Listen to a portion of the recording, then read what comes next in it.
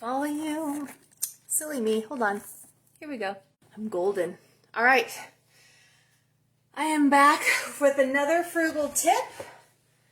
This is homemade bone broth. It is frozen solid, and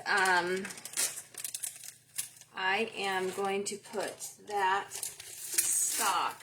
Actually, it's been sitting out while I did the dishes, so it's like mildly thawed out on the bottom. I'm going to get some water in there to get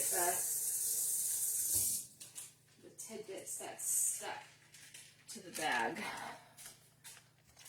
Not waste any of it. Good enough. Okay. So there is your bone broth or your chicken stock if you have it in a can or a container. Same, right? Doesn't matter. Okay. I am curious if anyone now knows, because I've said it before on a couple of videos, but for those who are new, you might not know. What is the most expensive food out there? Can you tell me what it is? Take a minute and shout it out if you have a guess what the most expensive food is out there. And I'm going to do this. There's the broth. Here is, now this is a very small onion, but that's what I'm putting in. I am making carrot soup, just so that you know, so that we're all on the same page. These are the carrots from the inside of my refrigerator. They are very clearly not doing so hot. And I know an awful lot. Actually, even before I learned this tip, I would have thrown these away. I'm going to be honest. They just would have gone in the trash and I would have bought new ones. Cutting off the bad ends is all I'm doing right now that I don't want in my soup. They are organic, and so I do not peel mine. You can do what you want. You can peel yours if you'd like to. See? Not great. The ends are not doing good. But I am on a mission to use what I have before I go get more.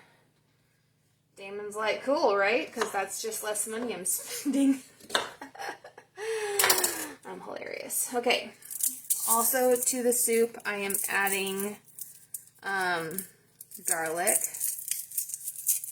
Of course, fresh garlic is always best. Whole clove in. So much easier if I got my press out. I just don't want to get something else dirty when I could just peel it. Boom. Okay. Okay. Now the carrots. Here's the thing, y'all. You don't even have to get fancy. Just get them in. Just get them in.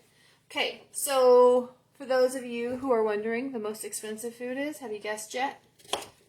Food you don't eat. That's the most expensive, right? And it's not movie theater popcorn, it's not steak, it's not seafood. The most expensive food is the food that you don't eat. So, that is your tip. So what you can do is put all of these ingredients in a pot on your stove and boil them down until everything is soft. And then what you can do, if you want, you can pour it into a blender and blend it. You can put an immersion blender in there and puree it. Whatever you want to get it nice and smooth. And then your seasoning options, which I season mine at the end. This is all I put in it for now. And you can use more broth if you want to. Of course, the texture is up to you. You could I use either dill. We have an amazing Pampered Chef has an amazing all-purpose dill mix. Oh, so good. In fact, I have local friends that ask for it all the time, so I never have any on hand because as soon as I get any in, out the door it goes. The other one is curry.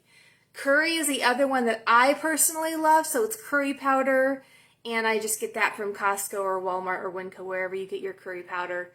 Other options, garlic and herb, Italian, Southwest seasoning, however, whatever flavors you like. The carrot soup it's just it's an empty book. You can just put whatever flavor you want in, and it's amazing. What else can you do instead of carrot soup? You can make a carrot puree and dip your chicken or pork in it as you're eating it. You could turn this into baby food. I would leave the onion and the garlic out maybe. That's very strong tastes. You can make it into baby food, all right? And then you're feeding your baby real food. You can add your carrot puree into tomato sauces for like a veggie marinara. You can add it to other soups to thicken it up. There's a lot of things that you can do with the carrot puree. Of course, just using it is key here. So, bonus tip, if you do happen to have our cooking blender, all you have to do is turn the wheel to the soup setting and press start, and it will blend and cook for you, so that it cuts out that second step of having to puree or pour it into your blender after you cook it down. This cooks it and blends it. So there's that. I just wanted to show you another tip for using what you have at home instead of throwing it out. Use it. Those are some tips that you can use it for. If you can think of anything else that you can use carrot puree for or carrot soup for, let me know. Could you drop below your favorite flavor? I'd love to know that. And I will come back to you with another frugal tip later. I'll see ya.